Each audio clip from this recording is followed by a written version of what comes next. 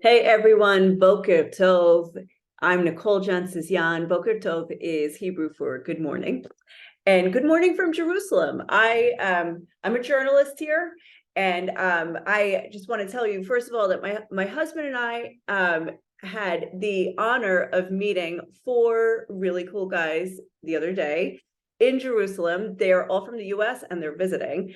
I want to give a shout out to Ruslan, to Sean Cannell, to Pastor Jeff Moores, and to Pastor Mike Signorelli, because you guys kind of kicked our butt and told us what you're talking about now really should be like on a YouTube channel. So anyway, we had a great discussion and we did a great interview on Ruslan's channel. My husband Tony and I did this interview with Ruslan about the Christian quarter of Jerusalem, the Christian population of Israel. Specifically, we focused on the Armenians and the Armenian presence, because Ruslan is also Armenian. And there's a very important history. I encourage you to go watch that video because really broke down the Armenian and Christian presence. We also touched a little bit on the Israeli elections and the outcome. So we had election day on November 1st. And I know that if you're in the US, you're going to the polls today. So what better timing than right now to break down the Israeli election? So this is how I want to start, because Israeli elections, Israeli politics is confusing or complicated, or there's a lot of adjectives that could describe it. It's not straightforward. So we'll just go with complicated. So let's break it down. So first of all, let's talk about winners and losers. If you are familiar at all with Israeli politics, then you definitely know the name Benjamin Netanyahu.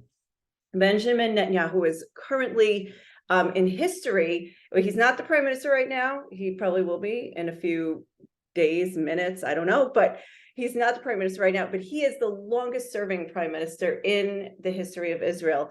And Israel has a history of, 74 years right now. So yeah, so he's 75. I got to do the math on that one. So he is definitely now the big winner of this last election. His party got 32 seats, and that was the most of any of the parties that were running. There were, just to add to the complication, there were 40 parties running in this particular election. So imagine, like, I always go back to America because I'm born and raised in New York, so I know American politics. But when you go to the poll, you've got two parties, and then sometimes the same names under the Conservative Party or Liberal Party. So maximum you have four parties. You rarely see any more than that. It's a two-party system, more or less, in the US. In Israel, it's a free-for-all party system. You can come up with a party for the next election. A lot of the parties that were in this election were not in the last election. So when we got to the ballot box, you had literally a box with 40 papers to choose from. I'm going to show you more about that later. So of this, the biggest winner was Benjamin Netanyahu and his party in terms of numbers. But really the biggest winner was the third largest party, which is called Religious Zionism.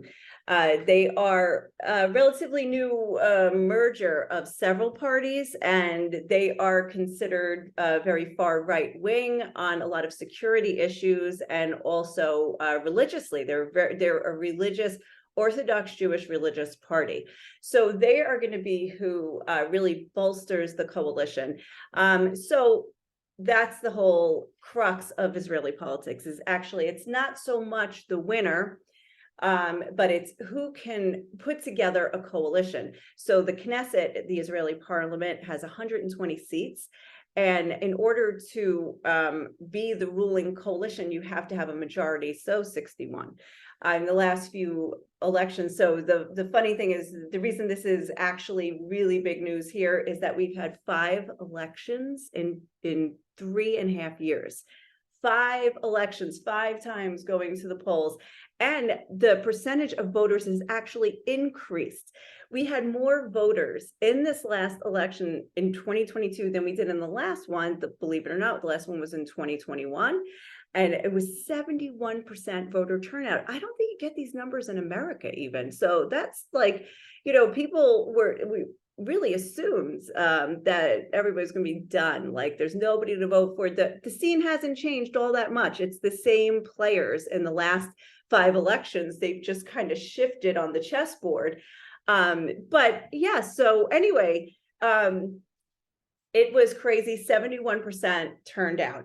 So Netanyahu is now, it looks like I'm going to show you actually to show you how he's probably going to build a coalition. But the big losers were the left wing. There is almost no left wing left in Israel. In most of it, we have had, I've seen stories, and even like I write for website All Israel News. I'm the news editor there, and we have had stories where, yeah, the right, like that Israel is mostly right wing. So anyway, you'll see that in the breakdown. And then the other block, like why, if everybody's right wing, why can't there be like 100 seat majority instead of just a 60 something? Because in the last couple of years, a lot of this block has voted. Their platform has been anybody but Netanyahu. And so anyway, as I have said, it looks like that slogan has lost steam. It didn't carry it to the 5th election. The last election, it worked, and a government formed around an anti-Netanyahu bloc, and it lasted for a year. But I'm going to show you the difference between this and that. But okay, this. So Netanyahu, it's a party system. So Netanyahu's party is Likud, and they got 32 seats. Oh, this is going to be backwards because it's on video. Sorry about that. Okay, I'm going to use initials. Religious Zionism got 14 seats. Shas, which is a religious party, ultra-Orthodox Jews, got 11, and United Torah Judaism got 7. So these guys are most likely going to be together. So for not the generally anti-Netanyahu bloc, we have Yesh Atid, which is at 24. Yesh Atid is led by the current Prime Minister Yair Lapid. National Unity Party, 12. National Unity is a merger of some right-wing politicians and also centrists. Israel Beitenu, which means Israel our home, 6, and Labor, which is a very left wing. There are 2 very left wings. Labor is at 4. The other, even lefter of Labor, is not in the Knesset. Didn't even pass the threshold. You need about, what are they saying these days? Like 100-something thousand votes to cross the minimum threshold, and they didn't even get that. Then there's these 2 outlier parties.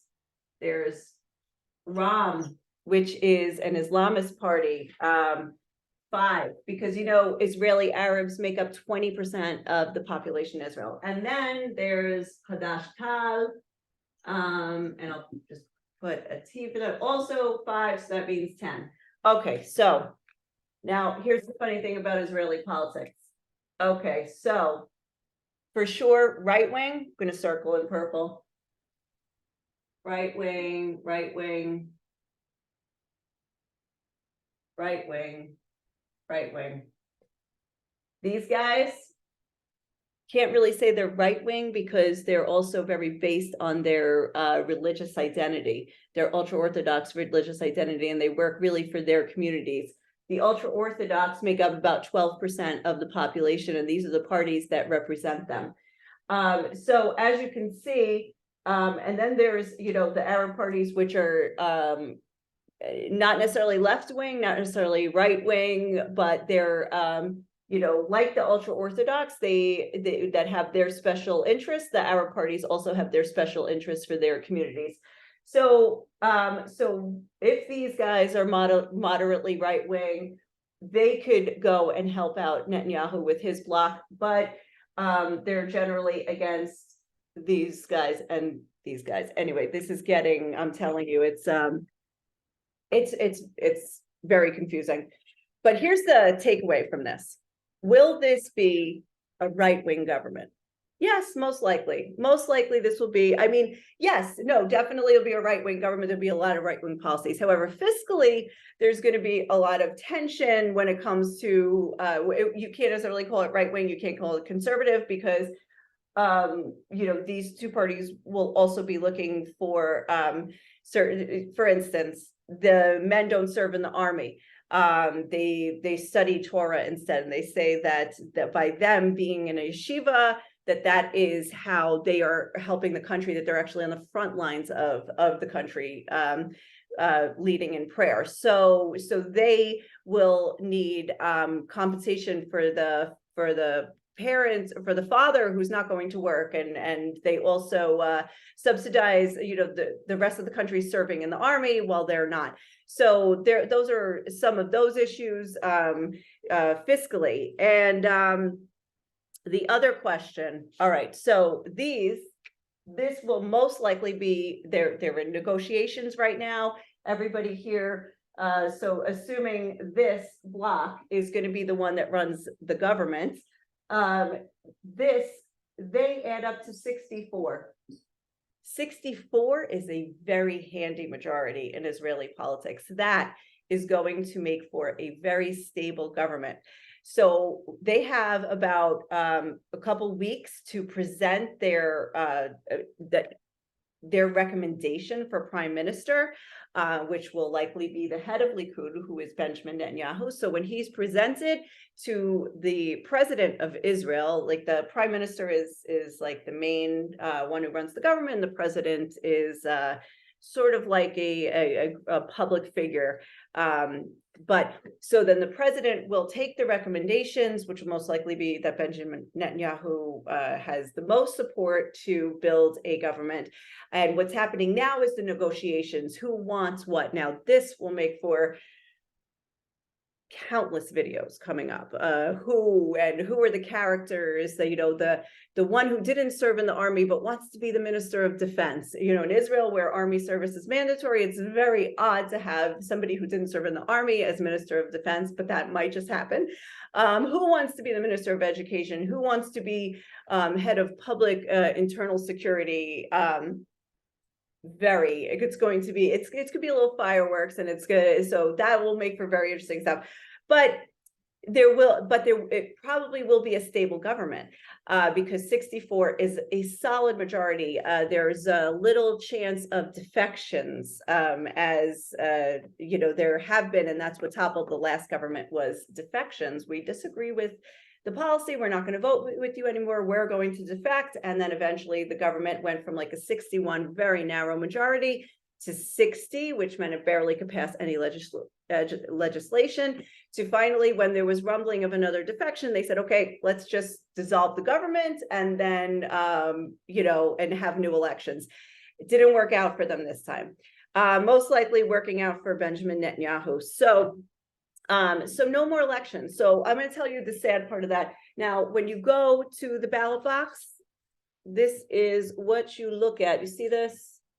See, this is what you're going into. Now, granted, these are all apart, and I'm probably, again, this is going to be backwards for you guys. But look, while we were there going to vote, people are all the campaigners are out there giving these things out, and here you go. So what we did, so this has been our fun thing at home to get as many as we can. Unfortunately, not every party was handing these out, but so we can actually play with the kid, like, hey kids, let's make some words. Let's cut all the letters apart, make some words. So it's actually been, so as you can see, 15 billion shekels later, I think that's the figure. It was worth it just to go play, word games with the things. But I could tell you something, for I speak Hebrew, I read it, but when you walk into, if it's not your mother tongue and you walk into, you're faced with 40 of these, and I had to find my party, and it doesn't say, the only one that says the party name is Shas, but everything else didn't say the party name. They have symbols and in letters, and you have to know the symbol, and you have to, process the 40 of them to find yours, because they're in, I think, no discernible order. Anyway, there's lots to talk about. Tony, did I leave anything out? Is there anything I should Well, you can leave it for the next video if you have other things to add or to talk about. But I think what you've done so far has given them a good explanation, the background about Israeli politics. And yeah, but if people have questions to ask, they should. all right, that's right. Comment, ask a question. Yeah. You'll write those down and you'll answer them in your next video. Okay, so yes, I have two specific ideas coming up, very important topics. For instance, why the Temple Mount is the place to watch. Now, Temple Mount is the most controversial plot of real estate on the planet. And we'll break that down in another video, but this is going to be one of the things to watch in the coming administration. And also backlash from other Christians and other believers who actually are, extol this government, and who are upset with the believers who are kind of upset with the government. So I think that's all very interesting also to break down in a coming video. But in the meantime, you know what? I want to know what you want to know more about. So leave your questions in the comments, and if there's anything, pressing issue or question that you have about this topic or other things or issues that are facing Christians here in Jerusalem and in the Middle East, let me know. I'd be happy to take a stab at it. But anyway, thank you very much. Have a good day, and subscribe to this channel.